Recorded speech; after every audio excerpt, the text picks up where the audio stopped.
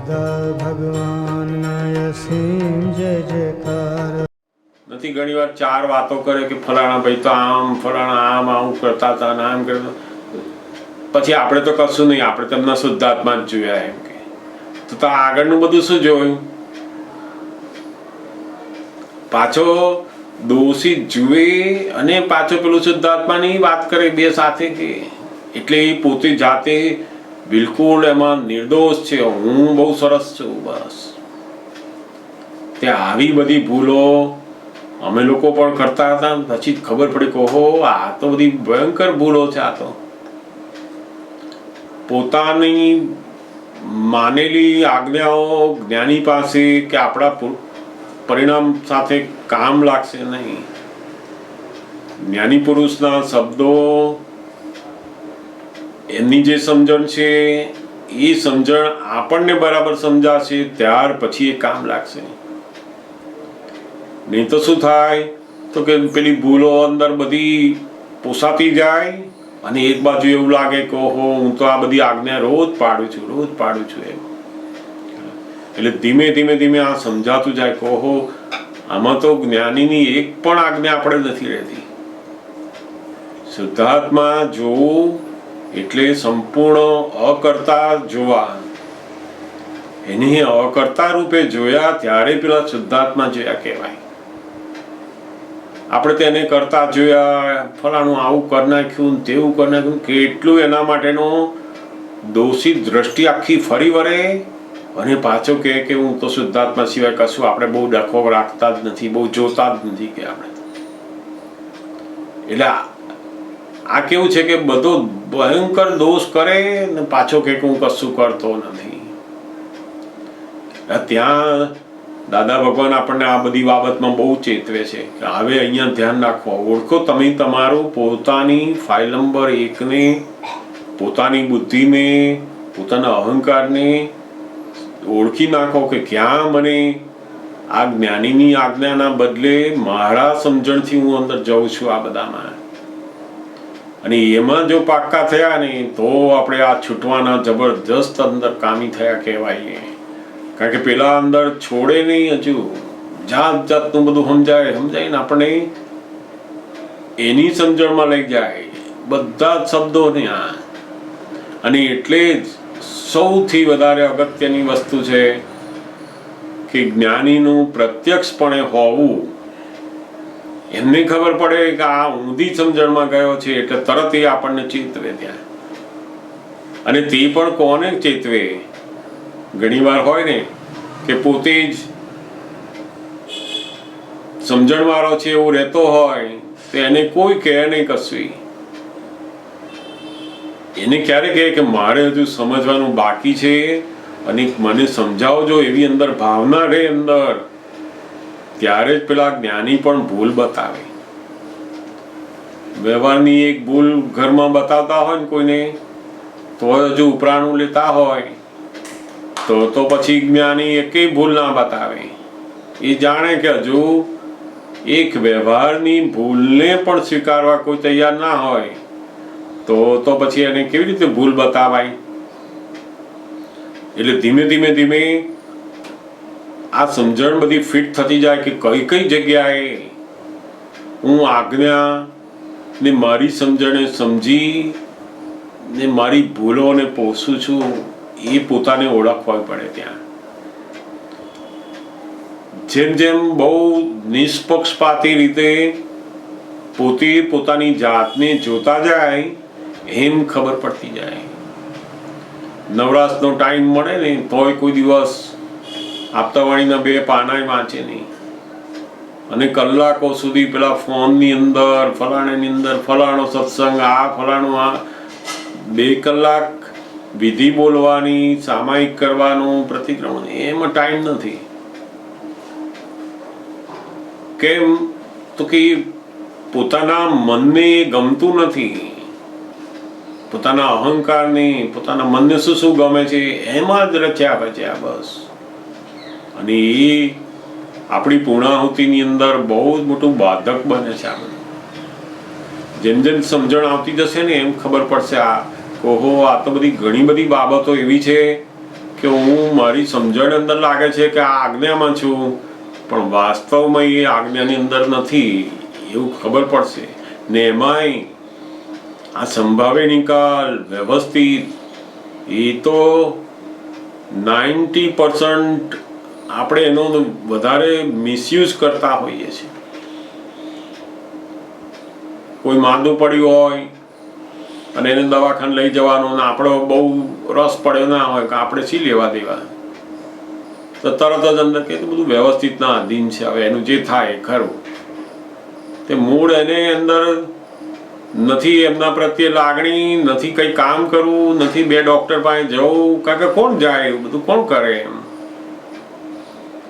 મૂળ પોતાને આ વ્યવહારની જે બધી જવાબદારીઓ, વ્યવહારના કામો એની અંદરથી છટકવા માટે એ પેલાના ઉપયોગ કરે કે બધું આપણે તો બધું બહુ કર્યું, હવે એમને એમની રીતે હવે એમનું જે કુદરતી થાય, હવે શુદ્ધાત્મા કરો તમારે કહેશે તે પેલાને એવું જ્ઞાન આપે. એટલે એને અત્યારે જ્ઞાન નહીં, અત્યારે એને હોસ્પિટલમાં લઈ જવાનું છે, ડૉક્ટરને બતાવવાનું છે, કેમ કરીને એનું દુઃખ ઓછું થાય એના પ્રયત્નો કરવાના. અત્યારે એવું બધું નહીં. એટલે આ આખો જે વ્યવહાર છે એ ઉડતો પાછો ભૂલવારો કરે છે બધો. ખરેખર આ જ્ઞાન અને એમની આજ્ઞા એ તો આખા વ્યવહારને આદર્શ બનાવે એવી છે. વ્યવહાર કેવો બનતો જાય, એકદમ આદર્શ. એટલે લોકો કહે કે ના ભાઈ કહેવું પડે. જે જગ્યાએ વ્યવહાર છે ત્યાં કોઈ નિશ્ચયની વાત જ ના આવે, અને જ્યાં નિશ્ચય છે ત્યાં વ્યવહારની પોતે ગાંઠે નહીં. એવું સમજણ અંદર ફિટ થતી જાય નહીં ત્યારે આ આજ્ઞાનું બરાબર અંદર આવતું જાય. જેટલા શબ્દો બીજાને સમજાવવા માટે અથવા તો વ્યવસ્થિતની શબ્દથી બીજાને એ કરવા માટે આપણે વાપરીએ છીએ ને, ત્યાં આગળ વ્યવસ્થિતનો સૌથી વધારે દુરુપયોગ થાય છે. વ્યવસ્થિત તો પોતાની અંદર જે પઝલ ઊભું થાય છે એને સમજવા માટે છે. કેટલાકની પ્રકૃતિ જેવી હોય કે બહુ કામ કરવા ટેવાયેલી જ ના હોય, સહેજ જઈને જોયું કે ના થયું પાછા આવતા આ વ્યવસ્થિત કાલે થશે. હવે અરે પણ બીજો એક આંટો માર તો ખરો, તું જુઓ તો ખરો, એમ તપાસ તો કર બરાબર. પણ એ કરે જ નહીં. એને વ્યવસ્થિત બહુ ફાવી જાય. એને તો કહો આ સારું વ્યવસ્થિત છે. તે અંદર આ વ્યવસ્થિતના જ્ઞાનથી પોતાની પ્રકૃતિને અનુકૂળ આવે છે ને એવા રસમાં પડે અને એવી ઠંડક લાગે એને. અને એને શું લાગે કે મને જ્ઞાનની ઠંડક છે. તો કે નો, આ જ્ઞાનની ઠંડક આ તો હમણાં કોઈ સળી કરશે ને તો મહીથી ભડકા નીકળશે. પછી આ જે ઠંડક દેખાય છે એ તો ઢાંકી રાખેલી ઠંડક છે. આ બધા દેવતા અંદર પડ્યો જ છે, બધો પેલા કષાયો બધા અંદર પડ્યા છે. અને જ્યાં સુધી પેલું કોઈ સળગાવનાર, સળી કરનાર આવ્યો નથી ને ત્યાં સુધી આ ચાલે. સહેજ સળી કરે ને ભડકા થવા માંડે. ત્યાં વ્યવસ્થિત ના દેખાય ને પેલું સંભાવે નિકાળે ના દે, કશું રહે નહીં. આપણને થાય કઈ જતું રહ્યું બધું, તો કે પેલી જે ઠંડક હતી ને એ તો તારી માનેલી હતી. એટલે દાદા ભગવાન બહુ મોટા ભાગે વ્યવસ્થિતને માનીને આપણે ચાલીએ છીએ. કોઈ પણ કામ કરતા પહેલા જ જો વ્યક્તિ વ્યવસ્થિતને યાદ કરે તો કામ થાય જ કેવી રીતે એનાથી. કોઈ ભણતો હોય, ધંધો કરતો હોય, જોબ શોધતો હોય, રસોઈ બનાવતો હોય, કોઈ પણ કંઈ પણ કામ કરતા હો, તમે કામ કરતા પહેલા જ એ વ્યવસ્થિત અંદર યાદ રાખે છે, વ્યવસ્થિતનો આધાર લે છે કે તરત જ પેલું કામની અંદર શું થઈ જાય, ઢીલાસ આવી જાય. બધી પ્રકૃતિની અંદર જે કામ કરવાની સક્રિયતા હતી, એક્ટિવિટી હતી ને એ ઢીલી પડી જાય. કોઈ માણસ જોબ શોધતો હોય તો આજે જરા જોયું પણ કંઈ મળ્યું નહીં, હવે જોઈએ હવે વ્યવસ્થિત શું કરે છે. તે આ વ્યવસ્થિત આવું ના કરે. આવું બધું તારે રોજ જવું પડે, 4 જગ્યાએ પૂછવું પડે, બધાને કહેવું પડે, અને પછી એ બધા પ્રયત્નો પૂરા થાય ને છતાંય તને નોકરી નથી મળી, એ વખતે જે અંદર પઝલ થાય છે ને, ત્યાં પેલું વ્યવસ્થિત મૂકવાનું છે કે અહીં હવે વ્યવસ્થિત મૂકો. કે આપણે આટલા બધા પ્રયત્નો કર્યા તોય આપણને ના મળી, અને લોકોને આને એક જ પ્રયત્ન કર્યો મળી ગઈ. તો એ અંદર જે પઝલ ઊભું થાય છે ને, ત્યાં પેલું વ્યવસ્થિત લાવવાનું છે. પણ આ તો પ્રયત્નો કરતા વખતે જ વ્યવસ્થિત મૂકી દે. એટલે બિલકુલ દાદા કહે ને કે હું 1% પણ વ્યવસ્થિત છે એવું માનતો નથી, પણ 100% વ્યવસ્થિત છે એવું સમજુ છું કે છે. અને આપણે શું થાય તો કે 1% આપણે વ્યવસ્થિતની સમજણ રાખીએ છીએ અને પેલું 100% વ્યવસ્થિત છે એવું માની લઈએ છીએ. એમનામાં ને આપણામાં વ્યવસ્થિતનો આટલો જ ફેર છે.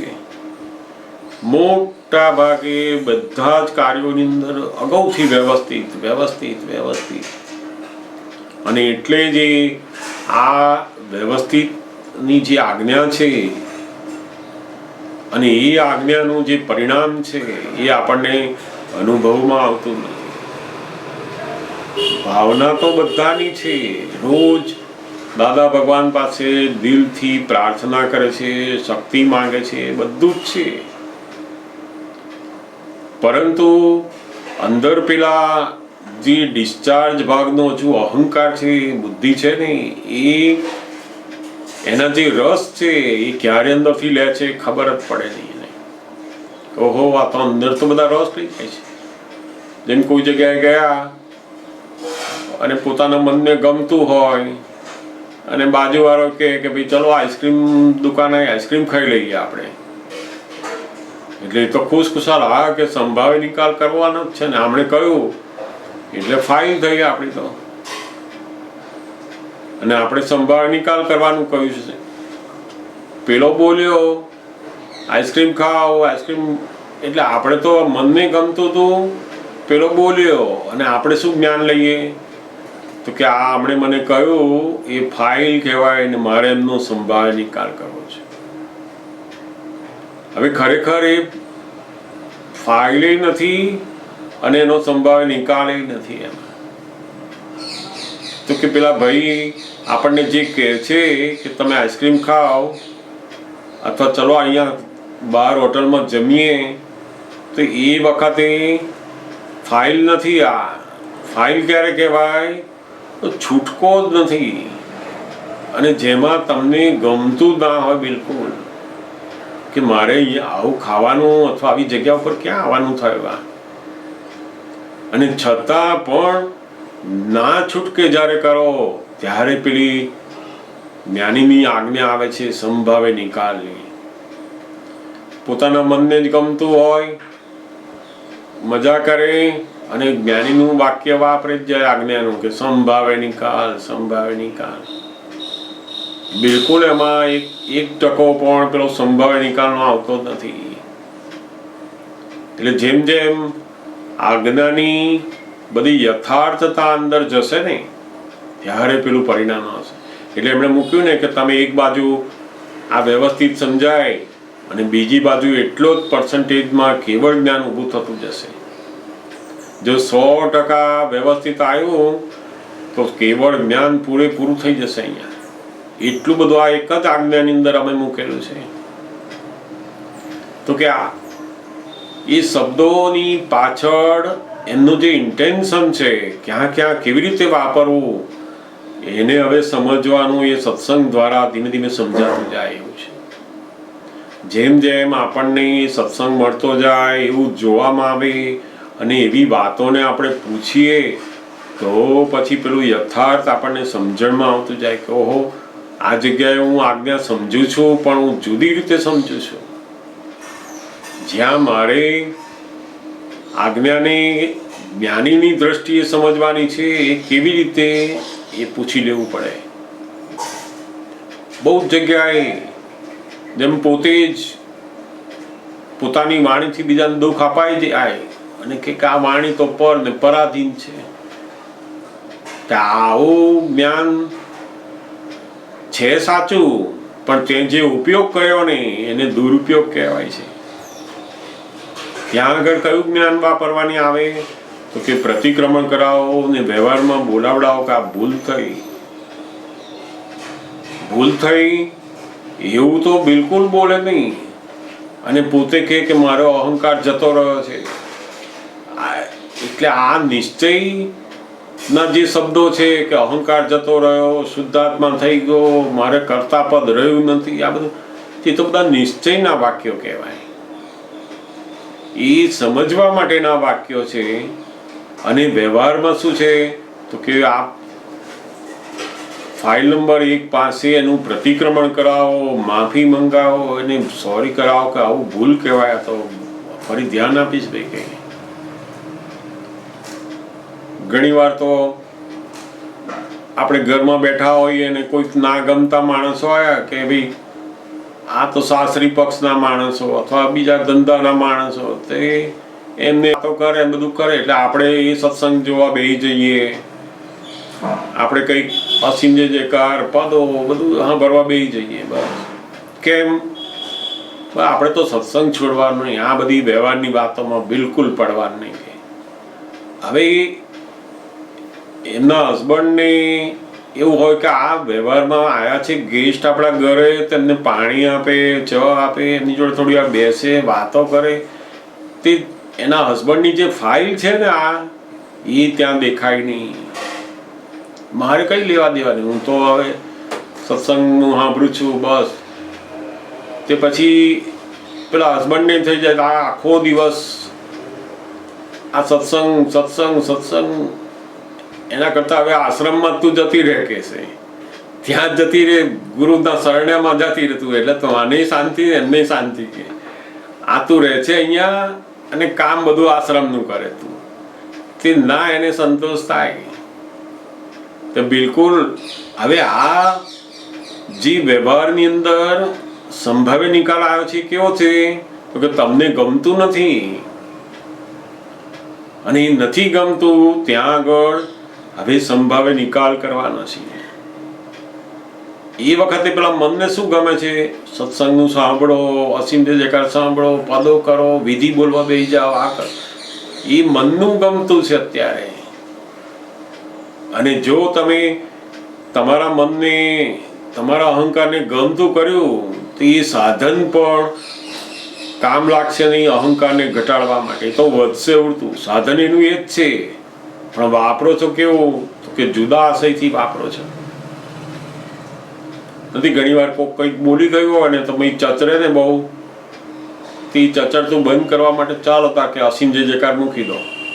અરે પણ એ એવી રીતે નહીં જાય. આ ચચરતું બંધ એ તો અંદર ઉપાય કરવાનો, આજ્ઞાને સમજવાની આવશે. અહીંયા થોડીક વાર પદો મૂકી દે, અસીમ જયકાર મૂકી દે, ખાવામાં જતો રહે, કોઈ જોડે વાતોમાં જતો રહે, પેલું ચચરતું તો રહે અંદર.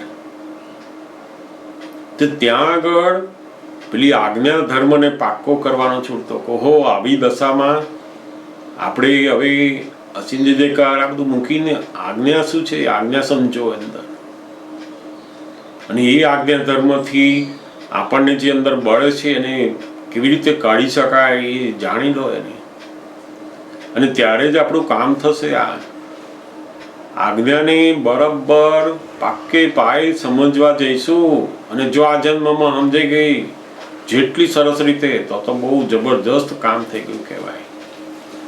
કારણ કે જેમ જેમ આપણો સમય જાય ને એમ આજ્ઞાનું દર્શન ખીલતું ખીલતું ખીલતું વધતું જાય. તમને પોતાને સમજવા માટેની પાક્કી અંદર ભાવના છે, પણ હજુ પેલી ભૂલોને કાઢવા માટેની તૈયારી નથી કે આ ભૂલોમાંથી બહાર આવવું છે. હવે ક્યાં સુધી હું એને સાચવ કરીશ? મનને ગમતું હોય એટલું કરવું, અને બીજી બાજુ આપણે આ જ્ઞાનની આશા રાખવી, એ બે સાથે બને નહીં પછી. એટલે દાદા ભગવાન પાસે અમે લોકો પણ જેમ જેમ રહેતા ગયા, અમારી જે બધી ભૂલો આવી રીતના થતી ગઈ, એમ ખબર પડતી કે ઓહો આ તો આપણે જે સમજેલા વ્યવસ્થિત, આપણે જ્યાં વાપરીએ છીએ વ્યવસ્થિત, અને દાદા જે કહે છે એ બેમાં તો બહુ ફેર છે. સંભાવે નિકાલમાં બહુ ફેર છે, જબરદસ્ત. આ કોઈ કામ કરવાનું હોય ને એકવાર બગડી ગયું ફરી કરીએ જ નહીં. આપણે પ્રયત્નો તો કરવાના ને, બીજી વાર, ત્રીજી વાર, ચોથી વાર. કોકને કંઈક વાત કરવાની હોય, મળવા જવાનું હોય, કે એકવાર જઈ આવે ના મળે શું કરવું? હવે તો વ્યવસ્થિતમાં હશે તાર મળશે. હવે તમારે કામ કરવાનું છે. તમારી દીકરી હોય, દીકરો હોય, ઘરના કોઈ કામ હોય, બધા તો બે જગ્યાએ ધક્કા ખાવાનો હોય, જવાનું હોય તો અંદરથી કંટાળી જાય કે આ બધું શું? એમ કંટાળો, સંસારમાં કંટાળો આવે છે માટે તમે જ્ઞાન વાપરો છો કે ખરેખર મોક્ષે જવા માટે આ જ્ઞાનનો ઉપયોગ કરો છો? બહુ જરૂર છે આની સમજવાની.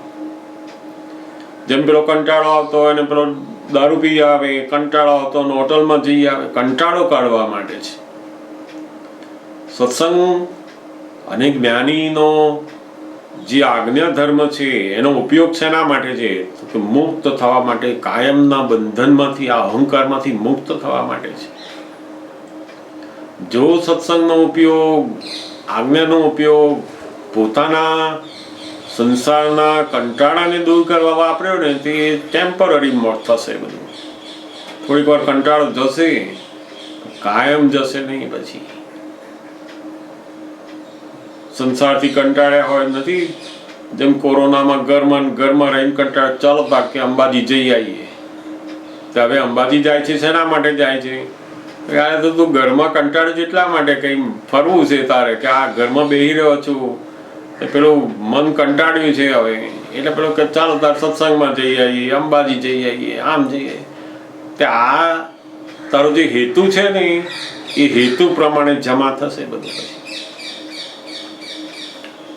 50 વખત ગયો પણ તારો હેતુ તો આ કંટાળામાંથી છૂટવા માટેનો જ રહ્યો, એ કશું એવો જ લાભ થાય પછી.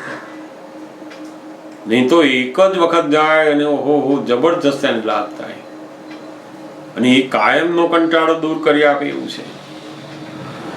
કોઈ એવી જગ્યા જ ના રહે કે જ્યાં તેને કંટાળો આવે પછી.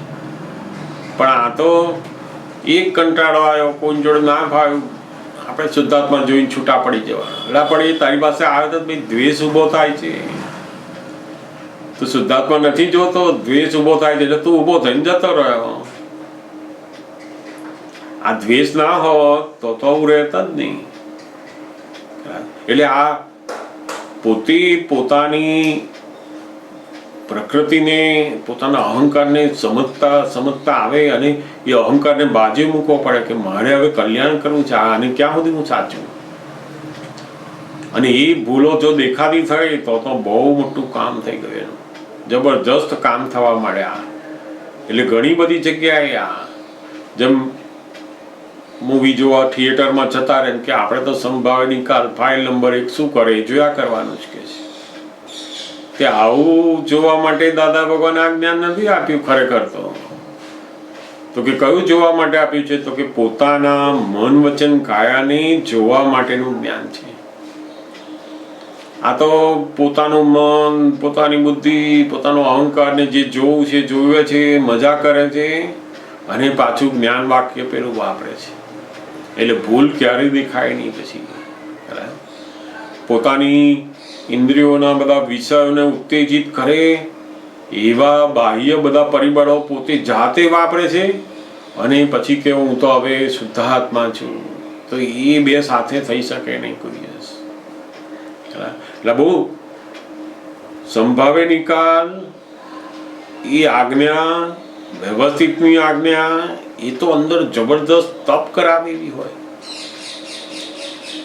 જેમ આપણે કડવી દવા પીતા હોઈએ ત્યારે મનને કેવું હોય, ગમતું હોય બિલકુલ, પેલા થોડીક વધારે આપે ને કે આ રસ જરા વધારે લો, ભાઈ કાલે આપજો ને, હવે આટલો ફરી આપતા નથી લેવો. એમ અંદર કેટલું બિલકુલ પોતાના અહંકારને, મનને બિલકુલ અંદર ઇન્ટરેસ્ટ પડે નહીં, અને ત્યાં આગળ આપણે લેવાનું થાય નહીં એ સંભાવ્ય નિકાલમાં આવ્યું કહેવાય છે. અને મનને બધા જાત જાતના રસ હોય, જાતે જ ઉઠીને જાય, જાતે જ ખાઈને જાતે જ ફરી આવે, મનનું ધાર્યું બધું આખો દિવસ કર્યા કરે, અને કે આપણે તો આ પ્રકૃતિ શું કરે ને એ જોયા કરવાનું છે. અરે આમાં કશું જોયું નથી, આ તો પ્રકૃતિને વશ થયા કહેવાય આપણે. એટલે જો આ સમજણને ધીમે ધીમે આપણે કેળવીએ ને તો જબરજસ્ત આજ્ઞા ધર્મ અંદર ખીલે આપણો પછી. એટલે આપણે બહુ સરસ આ પ્રશ્ન પૂછ્યો છે, બધા જ માટે છે આ.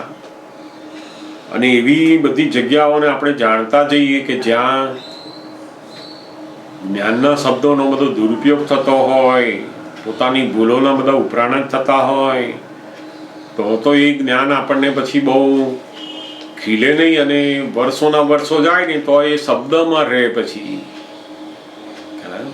શબ્દ બધા બહુ જ આપણી પાસે ગોઠવાઈ જાય. બુદ્ધિ કેવી છે, શબ્દો બધા ગોઠવી દે. જેમ પોલીસ વાળો પૂછે તો બધા શબ્દો કઈ શોધવા જવા પડે છે ને, ના, એની મેળે બુદ્ધિ ગોઠવી જ દે ને બધું. એવું આની અંદર પણ પેલું જ્ઞાનના શબ્દોને પેલી બુદ્ધિ બધું ગોઠવી દે ને એમાં એની ભૂલ દેખાડે નહીં. રોજ રોજ 50, 100, 200, 500 પ્રતિક્રમણ થાય ત્યારે પેલી જ્ઞાન જાગૃતિ બધી થઈ કહેવાય કે છે. દાદાજી પ્રમાણ આપે છે શું છે તો કે સત્સંગ, જ્ઞાન, આ બધું આપણી જાગૃતિમાં આગળ આપણે વધ્યા અંદર એ શું છે તો કે એનું પ્રમાણ છે પેલા દોષો દેખાય.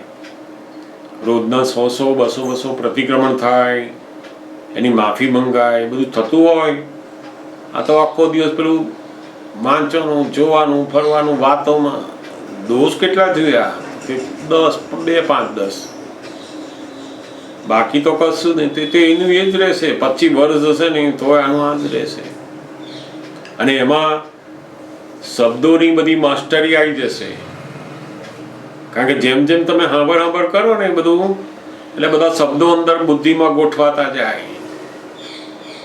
એટલે જેમ છોકરો સાહેબના શબ્દો શીખી જાય ને એટલે પછી એને બધું આવડી જાય કે ક્યાં કેવો ઉપયોગ કરવાનો. એવી રીતના બુદ્ધિ શું કરે છે, બધા શબ્દો સાંભળી શીખી જાય છે, અને પછી ઉપયોગ એ પોતાના માટે કરે છે, અહંકાર કાઢવા માટે નહીં, પોતાની ભૂલને દબાઈ રાખે. એટલે બહુ કહેવાય છે ને કે અજ્ઞાનના શબ્દોની ભૂલો તો દેખાઈ જાય તમને, પણ જ્ઞાનીના શબ્દોની ભૂલમાં ગયા ને તો દેખાતા બહુ જ વાર લાગે. કારણ કે એ તો બહુ એને એવું લાગે જ નહીં કે હું ભૂલમાં જાઉં છું એવું, કારણ કે આ જ્ઞાનીના શબ્દો છે. અને એ શબ્દોથી ભૂલ ઢંકાઈ તો એને જોવા માટે બહુ જ વાર લાગે. અને પોતાને તો પોતાની જાતે દેખાય નહીં, અને દેખાય કોઈ બતાવનાર મળે નહીં તો સ્વીકારે પણ નહીં. એટલે ત્યાં તો બહુ ભયંકર રોગ ઊભો થઈ જાય. પછી આપણું તો બધું જ્ઞાન લીધું એટલે હવે મોક્ષે જવાના જ છીએ, બસ એ કશું કરવાનું નહીં. આખો દાડો બધી ટાઈમ બધો બીજાની પંચાયતોમાં, બીજાનું આમ છે ને ફલાણા આમ છે ને ફલાણા ઠીકાણા આમ છે, ફલાણા આવું સત્સંગ ને ફલાણા આમ કરે ને ફલાણા આખો દિવસ આ જ. તો આ તો ભયંકર. તમે તમારો જે સમય છે, તમારી જે દ્રષ્ટિ છે, તમને જે મળ્યું છે પણ બિલકુલ ઉપયોગ નથી, ઊંધો ઉપયોગ થઈ રહ્યો છે. એટલે બહુ દરેક સંજોગોમાં વ્યવહાર દ્રષ્ટિ અને પેલી નિશ્ચય દ્રષ્ટિ, અને એની અંદર આજ્ઞા ધર્મને મૂકવાનો, એ સમજણ થતા બરાબર પાકી થાય ત્યારે પેલો આજ્ઞા ધર્મ ખીલે. પછી બહુ ઘણી વાર કે ને કોઈ જગ્યાએ વસ્તુ ખરીદવા ગયા હોય ને આપણે થોડાક વધારે પૈસા આપીને આવ્યા ને ઘરવાળા કે આટલા બધા પૈસા અપાતા હશે, એટલે તરત આપણે કે મૂકને કે હવે તારો લોભ છૂટતો નથી કે. એટલે પણ આને લોભ ના કહેવાય. આ તને વ્યવહારની જે જાગૃતિ હોવી જોઈએ નથી. પેલા બધા કે ભાઈ બજારમાં તો આટલાથી વધારે ના અપાય, આ તો તમે કે આવી રીતના, તે પેલો સ્વીકારે નહીં પાછો. તે વ્યવહારમાં એને શું કહેવું પડે કે હા ભાઈ હું તમે કહો છો વાત સાચી, હવે ફરી ધ્યાન આપીશ કે આ મારે શીખવાનું છે. અને અંદર શું રાખવાનું તો કે મારાથી આજે જે અપાઈ ગયા એ વ્યવસ્થિત છે, પણ પેલું વ્યવહારમાં શું કરવાનું તો કે બોલવાનું ભાઈ કે હવે આ તમે કરવું એટલે જોઈશ, ધ્યાન આપીશ, તમારી વાત સાચી છે. કે કેટલાક તો ઘરની અંદર ઓફિસની અંદર બધી જગ્યાએ હસબન્ડ છોકરાઓ બધા સાથે આખો દિવસ આ જ્ઞાનીના વાક્યો હબર કર્યા હોય ને તો મોઢામાંથી નીકળ્યા જ કરે. પછી વાક્યો કેવા છે, કાનમાં પહેસે છે ને મોઢામાંથી બહાર નીકળે, કાનમાં પહેસે ને મોઢામાંથી બહાર નીકળે, બસ એટલું જ. ખરેખર તો કાનમાંથી પેસાડીને પેટમાં જવા દેવાના, પણ આ જાય છે કઈ મોઢામાંથી બહાર નીકળે બસ. તે આ બહુ ભયંકર રોગ, અમને લોકોને આ બધા રોગો અને એમાંથી પસાર થતા સમજણ ખીલતા એનો માર ખાધો અને થતા આયા કે ઓહો આ તો બધી ભૂલો જ છે. આ તો નરી 100માંથી 100 માર્ક આવશે એવું. મારા તો પેપર લખીને આવ્યો ને પૂછે કેટલા માર્ક આવશે, 90-95 તો સાચા જ એમ. અને પછી પેલા 30 આવીને ઉભા રહે ને, એટલે આવું કેમ, એ સાહેબની ભૂલ લાગે છે, મારી બિલકુલ 90% આવવા જ જોઈએ, 90-95 માર્ક આવે, મેં એટલું લખ્યું છે ને. પાછો કે એવું પણ સાહેબે 30 આપ્યા, 30 એમનામ આપ્યા હશે, એને લખ્યા તે લખ્યું છે બધું, પણ એમણે કંઈ જોયું નહીં હોય તો કે ના પણ સાહેબની ભૂલ લાગે છે. તે આમાં એવું જ થાય, એની ભૂલ દેખાય નહીં, સાહેબની ભૂલ છે.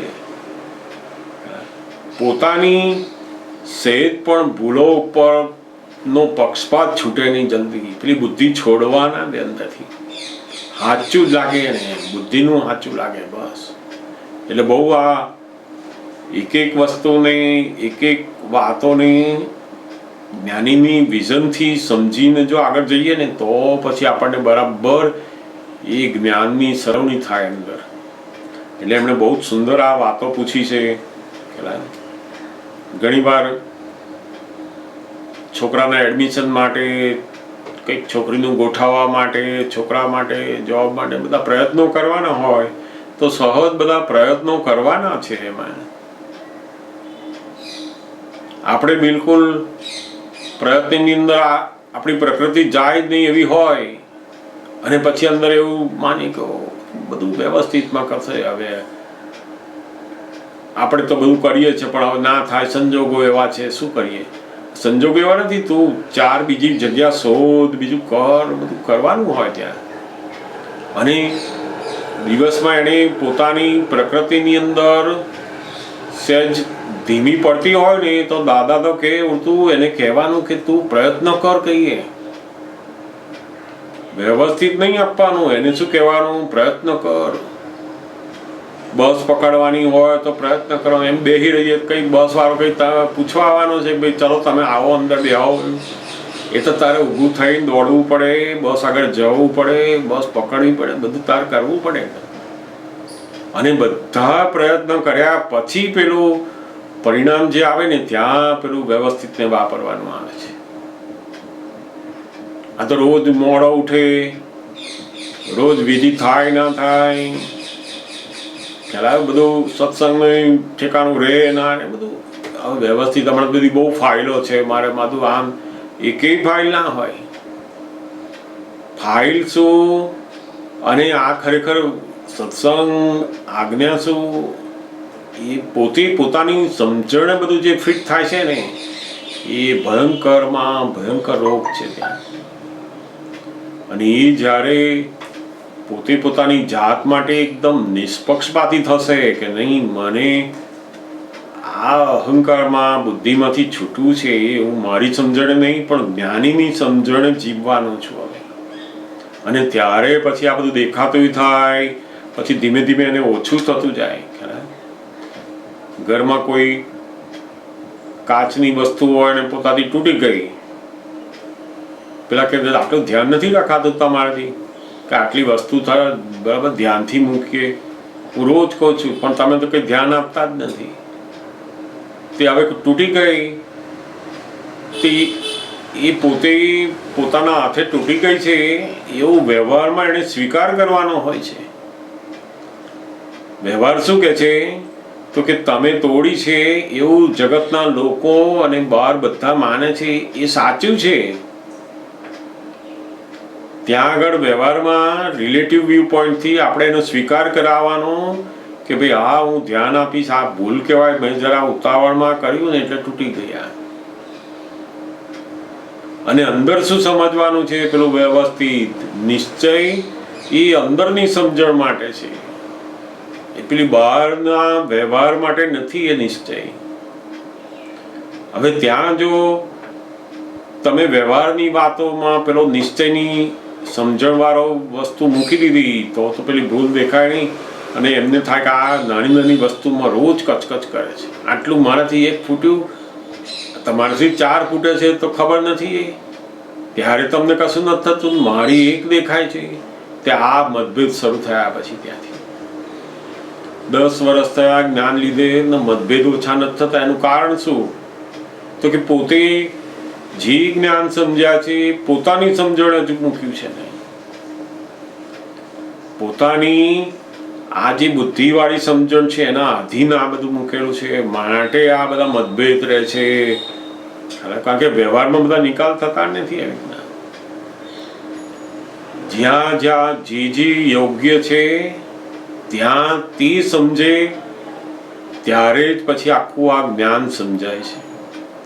વ્યવહારની ભાષામાં વ્યવહાર સમજે અને અંદર નિશ્ચયની ભાષામાં નિશ્ચય સમજે, બે અલગ સમજે તો કામ થાય. એમાં આમ સૌથી મોટી જે ભૂલ છે ને એ આની અંદર છે કે આપણે વ્યવહાર અને નિશ્ચય બેને ભેગા કરી દઈએ છીએ. સમજાય ને? એટલે આ ધીમે ધીમે બહુ આની ઘણી બધી વાતો અને ઘણા બધા પ્રસંગો છે અને એને સમજી શકાય એમ છે. આપણે કોઈ જગ્યાએ જવું હોય ને આપણને ગમતું ના હોય એટલે આપણે કહી દઈએ કે મારી કઈ જરૂર નથી, મારી ફાઇલ જ નથી કે છે. હવે તારી ફાઇલ નથી પણ આ લઈ જનાર છે એ તારી ફાઇલ છે ને. એમને છે કે તમે આવો જ જોડે, તમે મારી સાથે આવો એવી એમને છે. ના ના કે મારે તો આજે સત્સંગ છે, આજે ફલાણું આમ છે, આજે મને કંઈ નહીં થાય, તમે તમારે જઈ આવો. મૂળ પોતાના મનને ગમતું નથી અને એ ગોઠવે છે શું? તો કે આપણી ફાઇલ નથી.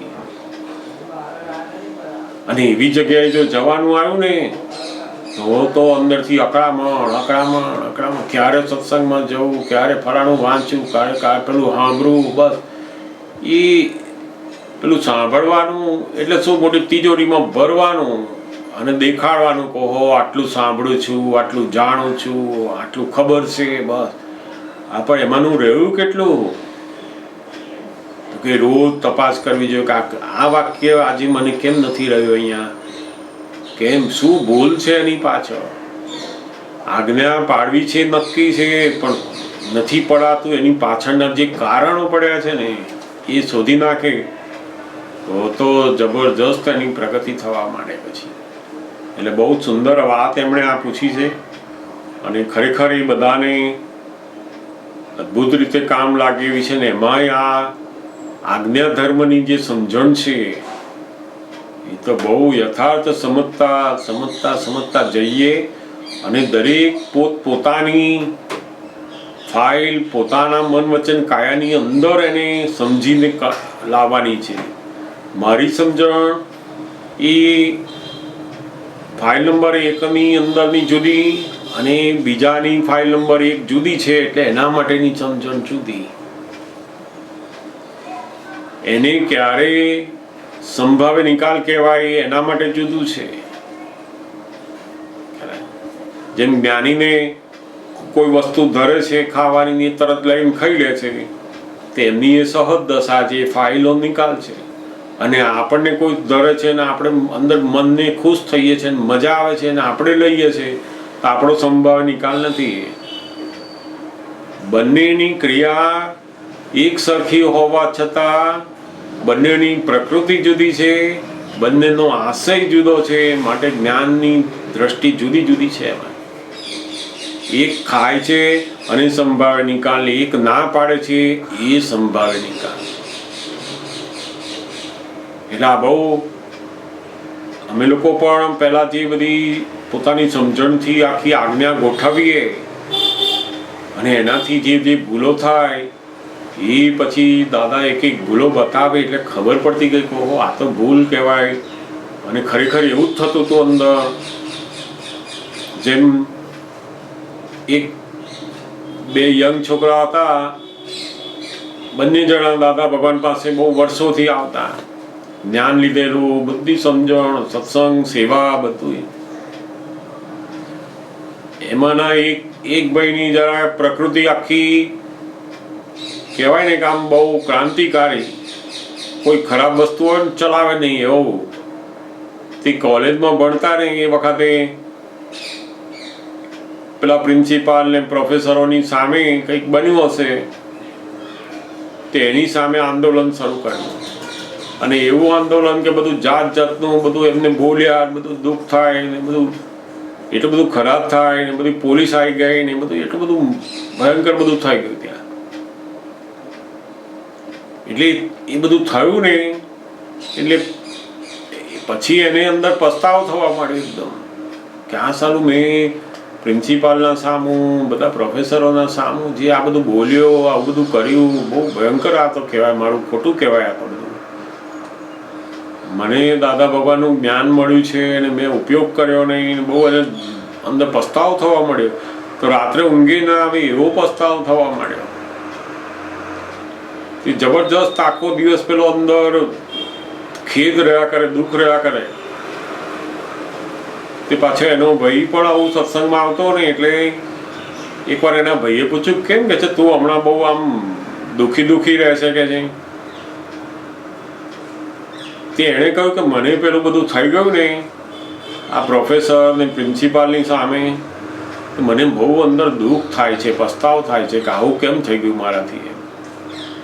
કે પેલા ભાઈએ કહ્યું કે અરે એ તો કે છે બધું તારો ડિસ્ચાર્જ ભાગ છે કે છે, તારા ડિસ્ચાર્જમાં આવું બધું થવાનું હતું તારી વાણીથી, વર્તનથી.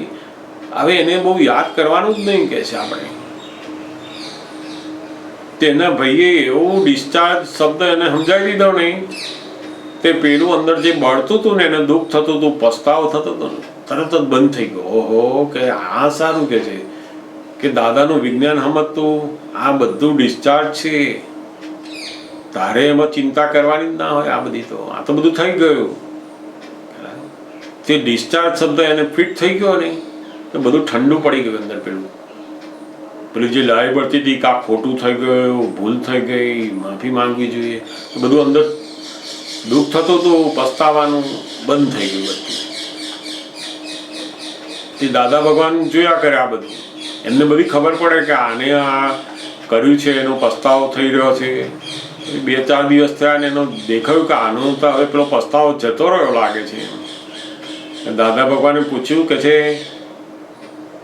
કેમ કે છે હવે તને બધું અંદર પેલો પસ્તાવો નથી થતો કે છે, બહુ ઠંડક વળી ગઈ લાગે છે કે હા દાદા મને તો એકદમ હવે અંદર ઠંડક થઈ ગઈ કે છે. તો કે કેવી રીતે થઈ?